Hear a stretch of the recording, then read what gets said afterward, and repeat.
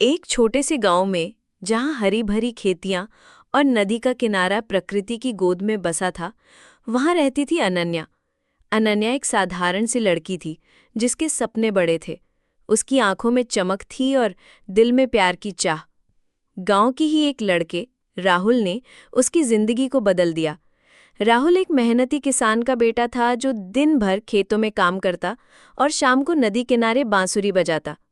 उसकी बांसुरी की धुन अनन्या को हमेशा अपनी ओर खींचती थी।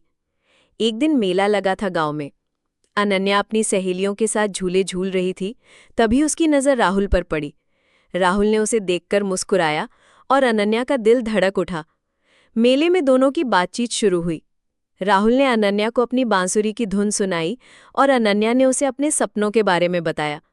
वो शहर जाकर पढ़ना चाहती थी, लेकिन गांव की रूढ़ियां उसे रोकती थीं।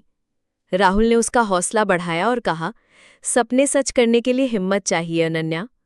धीरे धीरे उनकी मुलाकातें बढ़ने लगीं। नदी किनारे, खेतों के बीच या मंदिर के पास दोनों एक दूसरे के साथ समय बिताते।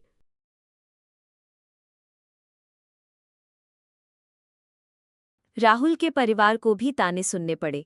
एक रात जब गांव सो रहा था, राहुल ने अनन्या को नदी किनारे बुलाया। उसने कहा, अनन्या, मैं तुमसे प्यार करता हूँ। अगर तुम कहो तो मैं तुम्हारे लिए गांव की हर रूढ़ी से लड़ जाऊंगा। अनन्या की आंखों में आंसू थे। उसने कहा, राहुल, मैं भी तुमसे प्यार करती हूँ, लेकिन मैं अपने परिवार को दुख नहीं देना चाहती।